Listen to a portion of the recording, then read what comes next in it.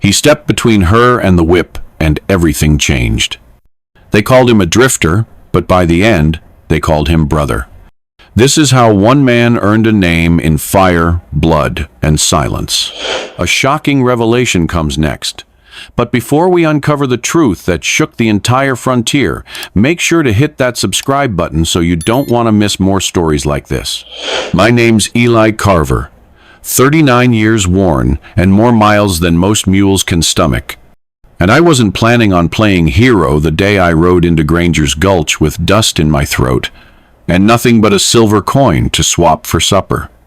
The town was dead quiet, not the peaceful kind, but the kind that hums with something rotten underneath. And I knew it the second I saw the crowd gathered in front of the jailhouse, like folks waiting on a hanging, but too ashamed to say it out loud. A wooden post stood crooked in the center of the square, sun-bleached and splintered, and tied to it was a young native woman, maybe 25, hair hanging like storm clouds, wrists rubbed raw, and a welt already rising on her cheek like a warning sent early. Sheriff Harlan drew back his arm with the whip coiled in hand like he was swatting flies, not striking a human being, and muttered something about theft, about how she was caught sniffing around the trading post like a dog with no collar, and the men in the crowd just watched, some with eyes turned down, others with their lips pursed like they might speak, but didn't. I don't recall making a decision, not really. My feet just moved, boots thudding against that dry-packed ground, like the sound alone could buy her a second of grace. And before I even knew it, I was standing between her and the sheriff's cracked leather strap, hand up, voice low, saying, "That's enough." Harlan blinked like he wasn't sure I was real, like I'd stepped out of a bad dream he hadn't finished having, and for a moment no one breathed. The woman didn't look at me, just kept her chin high like the sun couldn't burn her, and the ropes couldn't hold her spirit down. Someone coughed. Someone else shifted their weight like maybe this wasn't worth watching after all. I didn't say anything fancy, just asked for the charge, asked for the trial, and when the sheriff snarled back that this wasn't court, I said, "Then it ain't justice either." The whip didn't come down that day, not while I stood there. Not while I took that moment and stretched it long enough for the fire in her eyes to catch on to me like brush waiting on a spark. I didn't know her name yet. Didn't know why she was there, or what they were covering up behind their silence. But I knew wrong when I saw it, and I'd spent too long walking the earth pretending I couldn't tell the difference. So I stood there, between the post and the lawman, between her and whatever they thought she deserved, and I let the town know that if they wanted to break someone that day, they'd have to go through me first. That's the day the quiet man made noise. That's the day everything started to burn. She didn't speak at first, just watched me with eyes like river stones, quiet and unreadable. But not afraid, not anymore, not after I stood between her and the whip like I'd meant to all along. I stepped close enough to smell the sun on her skin and the dust in her hair. And I told her my name, real slow, like maybe it could be a kind of peace offering. She blinked once, then twice, and whispered back, "Sonny." Her voice cracked on it like she hadn't said her name out loud in days, maybe longer. I don't know what I expected, some kind of gratitude, maybe tears, but what I got was a single nod, steady as anything, like I was a stone she could step over to get where she needed to go. I took out my knife and cut the ropes at her wrists, careful not to touch more than I needed to, watching the fibers fall like dead snakes in the dirt. And when her hands dropped to her sides, she didn't rub the bruises or stretch her fingers. She just stood there, like a tree that refused to fall even after the storm had stripped it bare. I asked her if she was all right, and she said nothing for a moment. Then in halting English said, "No steel." I looked for him. Her accent curled around each word like it had to fight to be understood, but I caught the shape of it. She wasn't there for food or coin. She came for someone. I didn't press her. Lord knows I've chased ghosts through worse places than this. I looked around, saw the crowd parting like brush under a fire line, not saying a word, Not helping either. Sheriff Harlan was gone by then, probably back in his office drinking away the bruise on his pride, and nobody else wanted to be the one to keep me from walking her out. So I took her hand, light as a feather, just enough to guide her, and we stepped away from the post together. The silence followed us like a shadow, but it didn't weigh me down. Not this time. Every eye in that town watched us pass, some with shame, others with spite, like we'd broken something they didn't want to admit was already cracked. Her feet were bare, bleeding at the heel, and she walked anyway.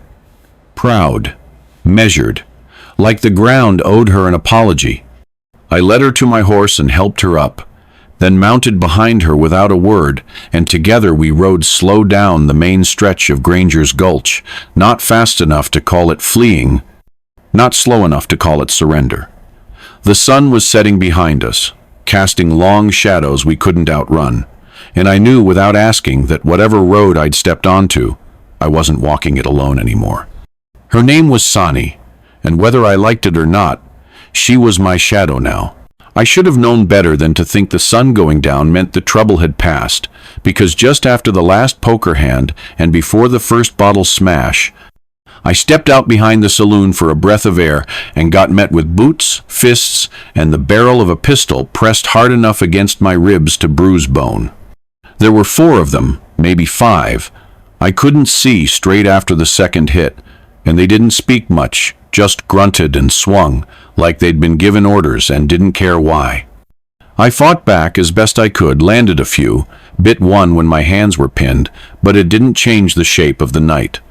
My blood hit the dirt behind that saloon like a warning, dark and slick, and I remember thinking it looked too red to belong to me. One of them said, I should have minded my own, that folks like me get chewed up by things we don't understand. Another one spat and called me hero like it was a bad word, then kicked me so hard in the side I swear I heard a rib crack like dry kindling. When they left, they didn't run, they just walked, like men who know nobody's coming to stop them, and I lay there for a spell, tasting copper and dust and shame for thinking I could walk into someone else's storm and come out dry. Then came Sani, quiet as dawn, kneeling beside me with hands that didn't tremble. She didn't say anything, just took my head in her lap like we'd known each other longer than a few hours, and started wiping the blood from my face with a strip of cloth she'd torn from her own skirt. Her touch was gentle but sure, like someone who's done this before, too many times, and her eyes didn't blink at the bruises or the blood. She pressed her fingers to my side, and I winced, and she whispered something in her language, something that sounded like a prayer, or maybe a curse, I couldn't tell which. But either way, it made the pain seem smaller. I wanted to speak, to joke, to say something stupid like I'd had worse, but all I could do was breathe and feel the weight of her kindness. The town was silent around us, except for the squeak of a loose shutter and the hiss of a distant lantern, and it hit me just then that this wasn't about me anymore. I'd taken a step I couldn't walk back from, and the sheriff made sure I knew it. But Sani didn't look afraid. She looked like someone who'd seen worse and kept going anyway, and for the first time since I dropped my bags in Granger's Gulch, I didn't feel alone. Hurt, yes. Hunted, maybe, but not alone. And somehow, that was enough to keep me breathing through the night. Come morning, my ribs still ached, and my jaw clicked when I chewed, but Sani was already up, crouched by the fire with her long hair pulled back and her hands busy in the dirt. She didn't speak much, but when she did, her words had weight, like stones dropped into still water, rippling slow and wide. She looked up once, to be sure I was watching, then drew a crude map with her finger, starting with the line of the river we'd passed and marking a crooked trail north that curled like a snake toward a place she called Bitterroot. She pointed to a small X by a cluster of hills and said one word I understood clearly, brother. Then she touched her chest with an open palm and said his name, Toma, and I knew she wasn't just wandering, she was searching. The story came in pieces, scattered between gestures, and the kind of silence that holds more truth than words. Years ago, she said, a trading party rode through her people's land and promised barter for furs and tools. They left with more than they paid for. Toma, just a boy then, vanished before nightfall, and no one saw him again. But Sani never believed he died. She had a dream, she said more than once, where he stood among tall pine trees with snow in his hair and chains on his wrists. She said his eyes still burned like fire, and she believed dreams were not just dreams, not when they came back like that. I watched her trace that trail over and over, the way you might retrace old pain you've memorized but can't unlearn. She didn't ask me to come, not outright, but the question hung in the space between us like smoke. I looked at my horse, half lame and tired as I was, and thought about the saloon, the sheriff, the blood still drying on the back of my shirt. If I stayed, more fists would find me. If I left, I'd be following a ghost drawn in dust. But I'd seen the fire in her eyes, same as she described in her brother's, and maybe that was enough to believe in. I nodded once and started packing, slow and careful, like a man with time to kill but none to waste. Sani gave a small bow, not for thanks, I think, but for understanding. We rode out with the wind behind us, and the town shrinking in the rear, nothing but smoke and shadow now. I didn't know if we'd find her brother, or if he even breathed the same air as us anymore. But I knew what it meant to carry hope that hurt. I knew what it meant to chase something lost, and pray it was still out there, waiting. That morning, I wasn't just a man running from a beating. I was a man riding towards something bigger than myself. And somehow, that made my wounds feel smaller. The river cut deep through the land like an old scar, wide and slow now, but you could still feel its history in the bones of the earth, the way the grass refused to grow in certain spots, and the wind blew colder there. We rode along its edge in silence, the kind that isn't born of peace but of things too sharp to say out loud. Sani didn't ask what I saw in that place, but I knew she felt the shift in me, the way my jaw clenched tighter and my eyes stayed low. We came upon the remnants of a fire line, blackened posts half buried in the soil, and the smell of ash long gone, but somehow still in the air if you breathed deep enough. I dismounted without meaning to, drawn toward a broken circle of stone that might have once been someone's hearth. That's when it spilled out. I told her I used to wear a different coat, one with buttons too shiny for the kind of work we did.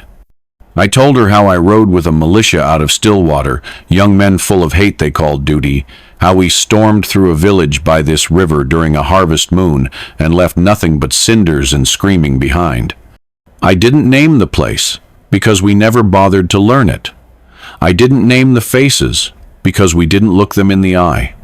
I told her I was there, rifle in hand, smoke in my lungs, watching a woman not much older than her drag two children into a root cellar as the roof above them burned. I don't know if that village was hers, if her brother was taken from that night or another just like it.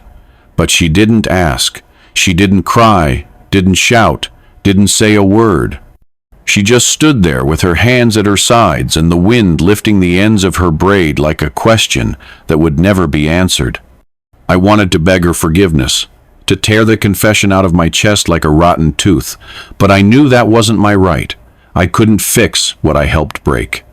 We mounted up again, and the silence between us rode heavy, thick like humidity before a storm. But she didn't leave. She didn't turn away.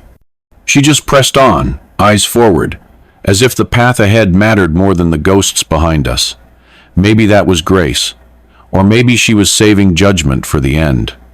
Either way, I felt smaller that day, not because she made me so, but because truth always cuts the man who dares to speak it. And in the hush of the river, I let it cut deep, hoping some kind of reckoning lived in the wound it left. Snake Canyon wasn't marked on any map I carried, but Sani knew it like an old wound, every twist of red stone and every thicket of thorn that clawed at our coats as we pressed through. The shadows stretched long in that place, like they didn't want to let the light in, and something in my gut started to churn the deeper we rode. I should have trusted that feeling, should have read the silence in the birds or the way the wind ducked low against the walls, but we were too far in by the time the first shot cracked. It echoed like a warning, but it was already too late. I pulled Sani down just as the second slug slammed into the canyon wall inches from her braid. We scrambled behind a boulder while two riders crept in from the ridge above, thinking they had us pinned. My hand found my revolver like it had done 100 times before, but my heart was a different beast now, slower, steadier, more sure of what it meant to fight for something instead of just against. I waited for the second man to lean out, caught the glint of his belt buckle, and squeezed the trigger. He dropped without a sound. The other bolted, but Sani had already moved, quiet as breath, slipping through the brush and taking a path only she seemed to see. She got behind him somehow, grabbed a stone and cracked it against his skull before he could aim again. When the dust settled and the canyon stopped ringing, we sat side by side on the cold earth, both of us breathing like we'd borrowed time. That's when she told me about the child. A daughter, no more than 3, taken in the raid. She didn't cry when she said it. Her voice didn't break, but her hands twisted in her lap like they were trying to hold something that wasn't there anymore. I stared at the dirt between my boots, feeling the weight of things I'd done and things I hadn't, and I said the only words that came honest: I'm sorry. Not just to her, though she deserved it more than most, but to every name I never learned, every scream I walked past, every grave dug shallow by men I called brothers. She didn't answer. She just pressed her palm against the bleeding scrape on my shoulder, held it there like maybe something could be mended if we didn't flinch. We didn't speak again that night. Didn't have to. The canyon had taken its toll, but it gave us something too. Something I couldn't name yet. Maybe trust. Maybe penance. Maybe just the quiet truth that survival carves into the spaces left by guilt. Whatever it was, I felt it settle between us like the last bit of sun on stone, faint but warm, and I let it stay. The smoke hit me first, sharp and greasy, the kind that doesn't rise from hearths or cook fires, but from black stacked chimneys belching overused wood and something worse, something that smells like labor ground down to ash. We had ridden hard for 3 days through scrub and shale to reach this place, a mining camp they called Crowbite Hollow, though I saw neither bird nor mercy in it. Just tin shacks, lined like coffins, a pit so deep it hummed, and men with eyes dulled from looking too long into the earth. We moved slow through the outskirts, keeping to shade. But even then I saw things that turned my gut, a pair of girls no older than 12, hauling water barrels too heavy for them. A chained man with welts across his back, trying to light a cigarette with shaking fingers, and a silence around the camp that wasn't natural, like sound itself had been warned off. Then we saw him. He was crouched near the slag heap, eyes wild beneath a mop of matted black hair, his frame all elbows and ribs, the way a child grows when no one remembers to feed them hope. Sani froze, so sudden my reins jerked. She dropped off her horse like she couldn't bear the saddle a second longer, her knees hitting the dust without a sound. I looked from her to the boy, then back again, and though neither spoke, something passed between them that made my throat tighten. She reached out her hand, slow as dawn, and when he didn't bolt, I knew. I'd seen men flinch from gun barrels less than that child did from kindness.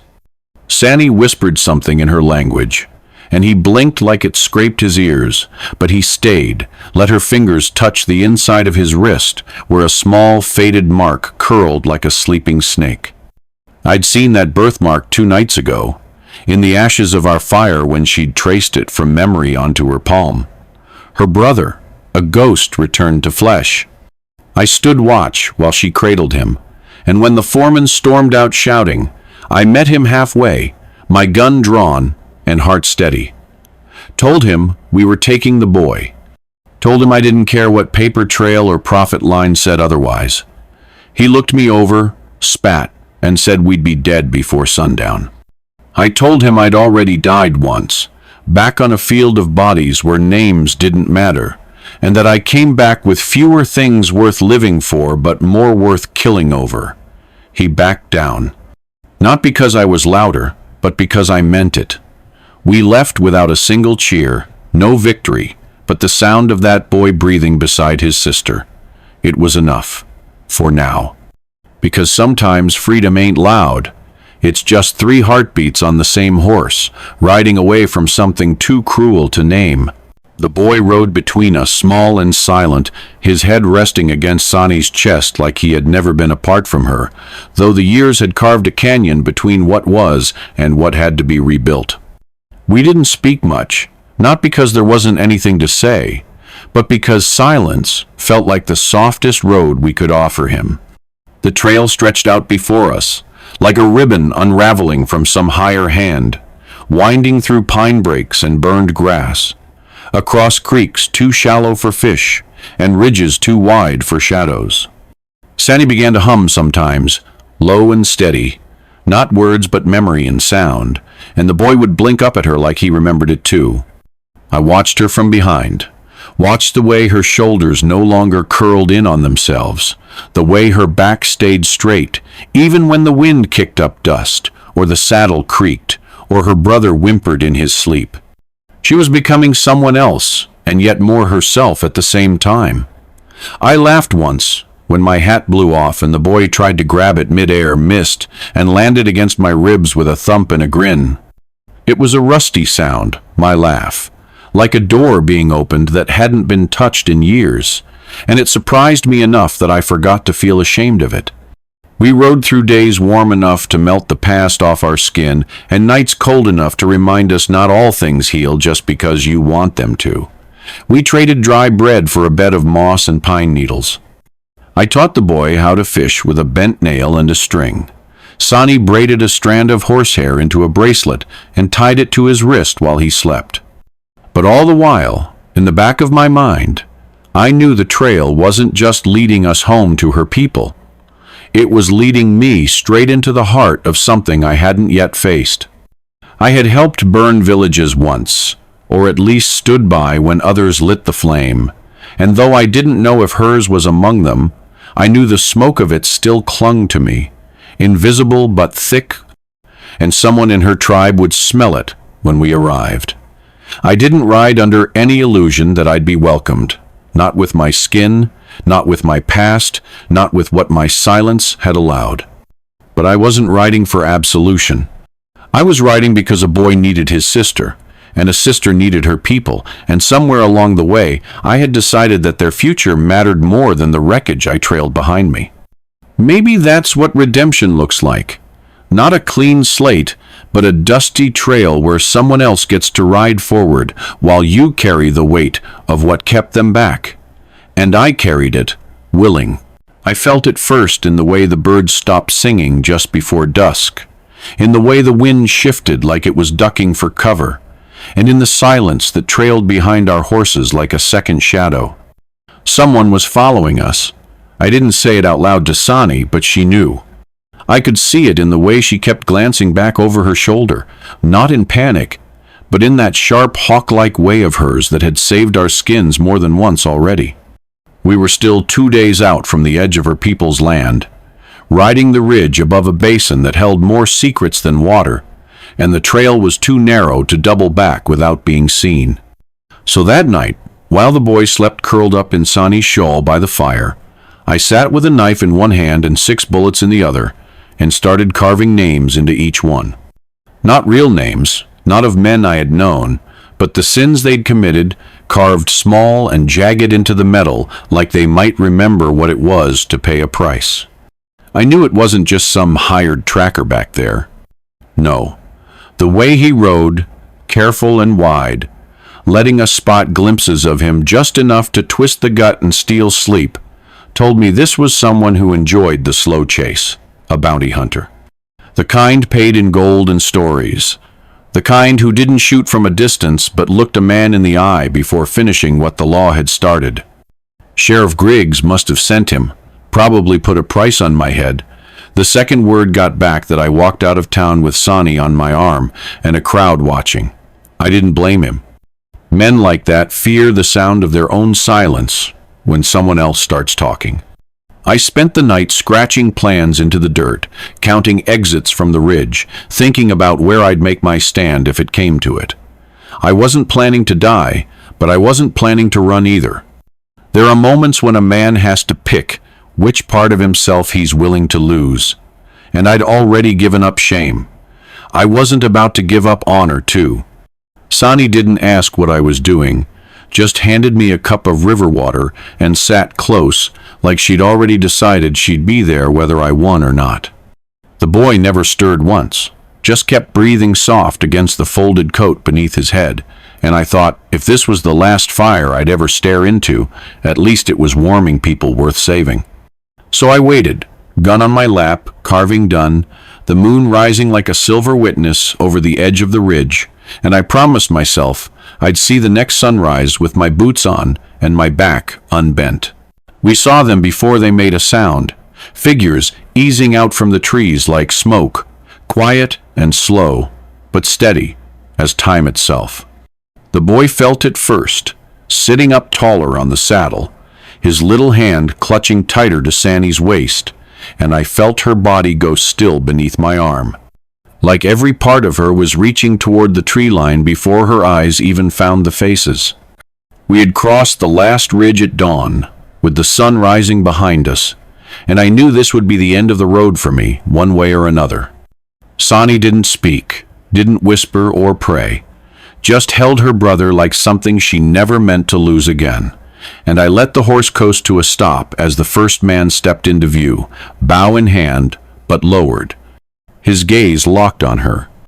Then others followed, a dozen or more, mostly men, though I saw 2 women too, one with a painted face that made my spine tense, the other cradling something wrapped in deer hide. Nobody shouted. Nobody ran. It was like they already knew we were coming, had been waiting for this moment long enough that words had dried up. I slipped off the saddle, boots crunching in the pine needles, and raised both my hands, palms out. I didn't move fast, didn't breathe too deep. The air here felt older than me, like it belonged to stories I had no right to rewrite. A boy came forward, younger than me but older than the one we brought, and took Sonny's brother into his arms like passing a flame between torches. No words, just the kind of touch that says you're safe now.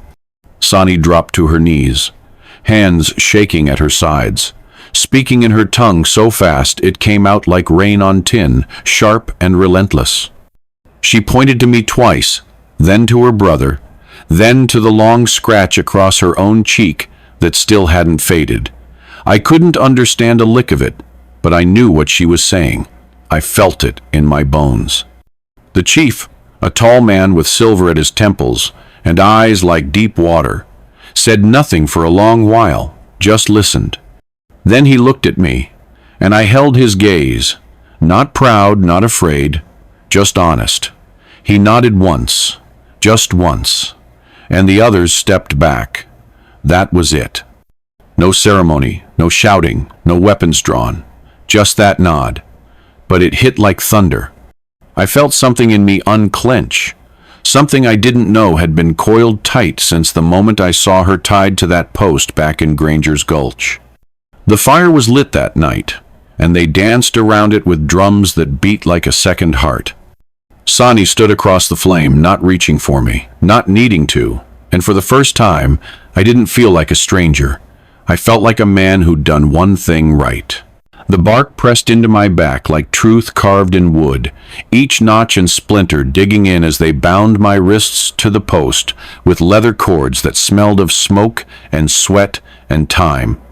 I didn't flinch, didn't speak, just watched the tops of the pine trees sway gently above like they were nodding along to some old rhythm that belonged to the land long before I set foot on it. The post stood in a clearing surrounded by silence, not the empty kind, but the kind that listens, that waits. Around me stood the elders, some with their arms folded, others holding staffs or knives or just their breath. Sani wasn't among them. I figured that was by design. Maybe she couldn't bear to see me like that. Maybe she needed to. I didn't ask.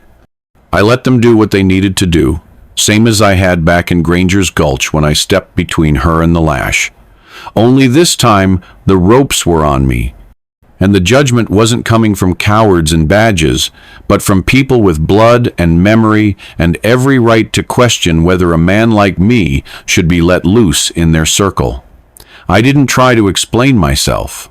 Didn't tell them about the nights on the trail, the boy's laugh when he saw his reflection in water for the first time, or the way Sani had started to sing again under her breath. None of that would matter if they couldn't see it for themselves. The chief stepped forward. Same man who nodded when we returned. His face carved from something older than grief, and he looked at me not like a criminal or a hero, but something in between, something undecided. He asked one question. Just one. Would you do it again? The words landed soft, but settled hard, and I felt the weight of them press down like another rope across my chest. I didn't hesitate. Yes, I said, plain as dirt, honest as a scar. He stared at me a beat longer, then nodded once more, slow and sure, and the ropes came off like they'd never been there. My wrists stung where the leather had bitten, but I didn't rub them. I stood still as the wind wrapped around me, cool and clear and clean, and the people around me stepped back, not in fear, not in anger, but like they were making space. Space for what? I didn't know yet. A woman I didn't recognize pressed a pouch into my hand, soft with dried berries and something sharp beneath, maybe sage or tobacco, and I took it like a man who'd just been given the right to keep breathing. That night, I slept under those same pines. No fire, just stars. And when I woke, someone had left a blanket over my shoulders. I didn't know who. I didn't need to. I sat still on the flat stone, warmed by morning sun, while the elder dipped his fingers into a bowl of ash and crushed berries, the mix dark as regret and smooth as river mud, and he began to trace lines across my face, not hurried or decorative, but deliberate, like every stroke held a memory older than language. He said nothing, just worked with hands that didn't shake, that had likely painted the faces of men long before me, and would paint more long after. I didn't ask what each line meant. I knew enough to know it wasn't for me to define. The ash clung to my skin, settled into the creases near my eyes, the ridge of my nose, and it felt both foreign and familiar, like dust from a road I had ridden too long and could never fully leave. When he finished, he pressed his palm to the center of my chest and held it there for a breath, maybe two, and I didn't move, not even when my throat tightened the way it does, when you hear a hymn you thought you'd forgotten. Then he stepped back, and I saw Sani standing just beyond the smoke of the morning fire, her hair braided tight and her eyes not soft, not hard, just full.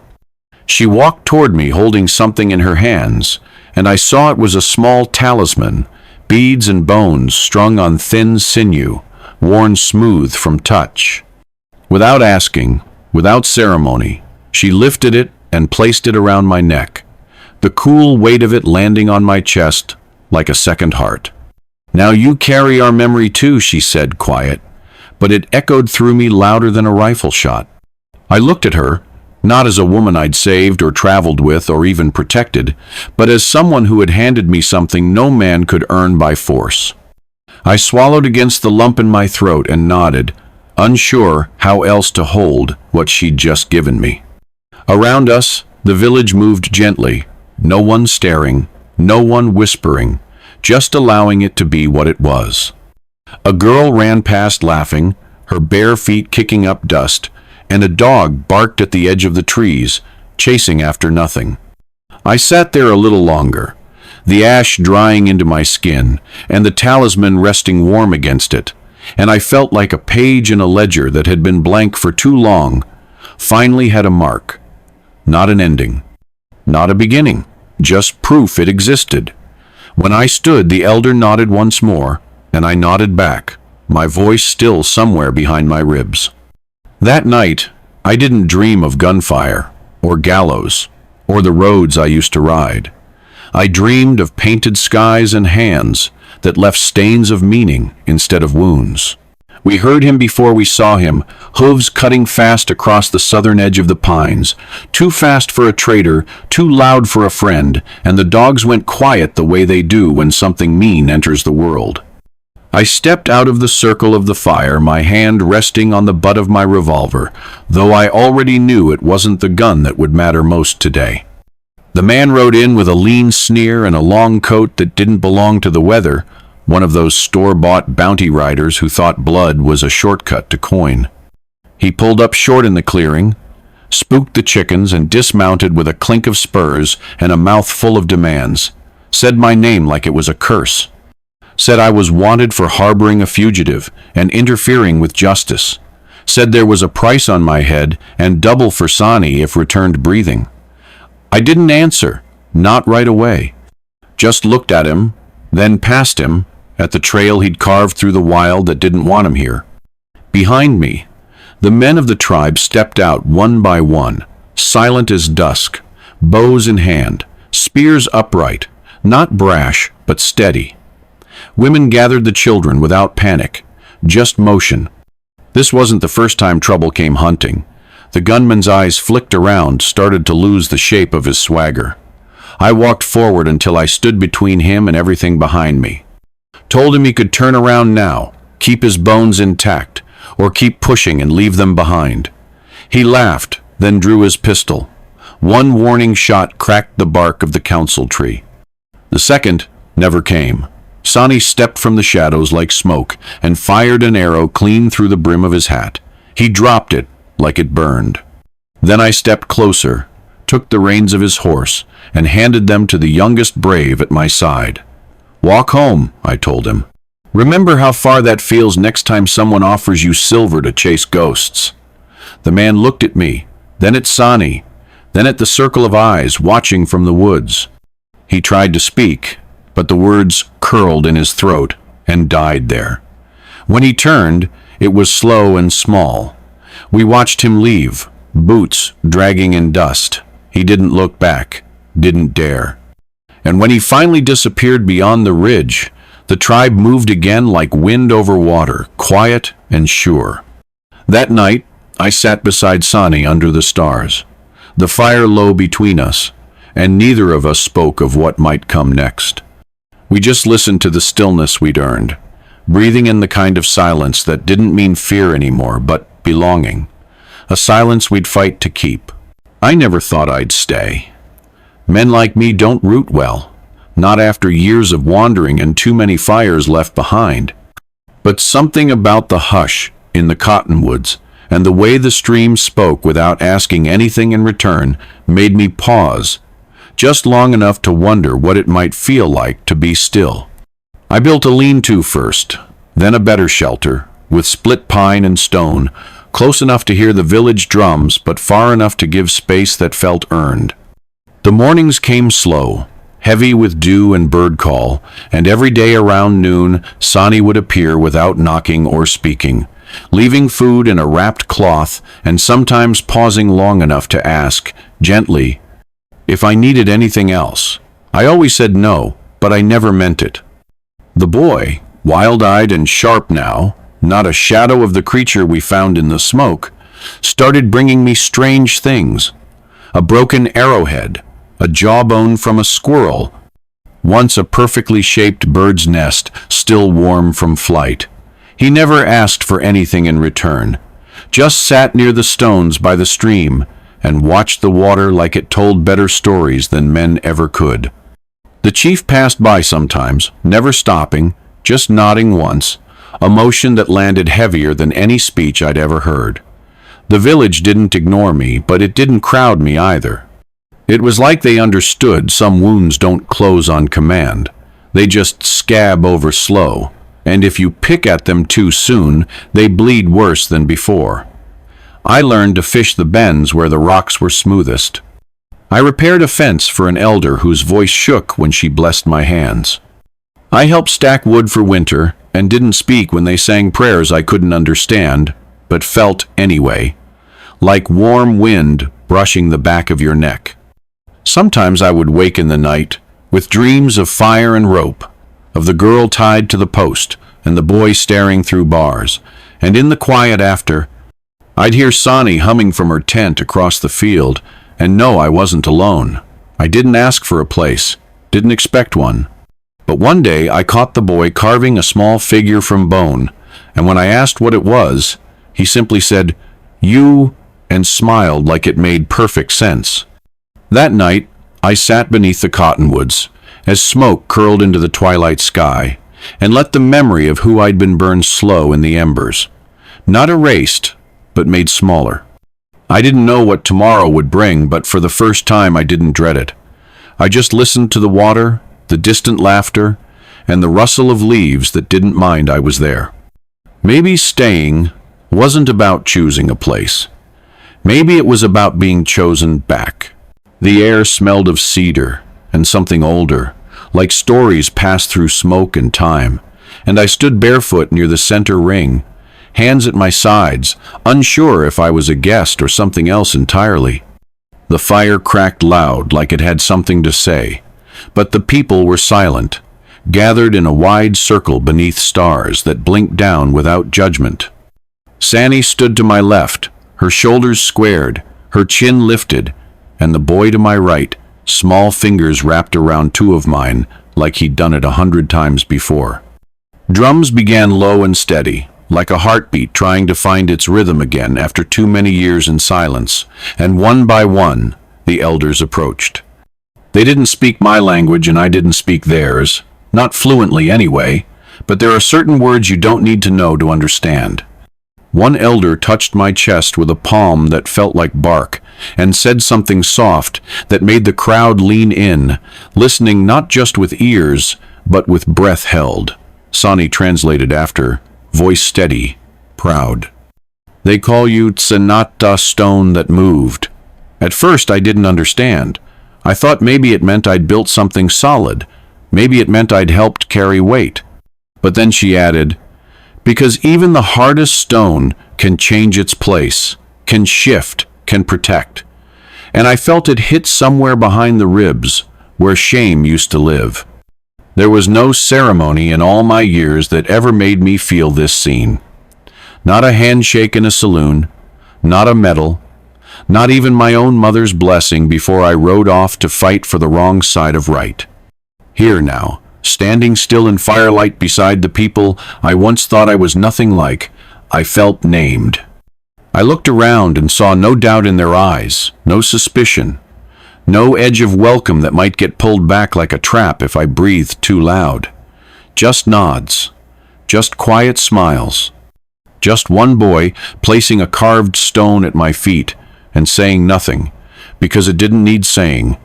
I glanced at Sani, and she didn't smile with her mouth, just with the way she tilted her head, the way her breath came calm. I had walked into this world thinking I might do one good thing before I vanished again, like smoke slipping past the trees. But I stayed, and tonight they said I belonged. Maybe not by blood, maybe not by tongue, but by choice, and that felt stronger than any chain I'd ever worn. I didn't speak when they clapped my shoulder, didn't need to. I just stood there, the fire dancing in my eyes, the boy leaning against my side, and Sani's fingers brushing mine so light it might have been the wind. For the first time in my life, I didn't feel like I owed anyone anything. I just felt home,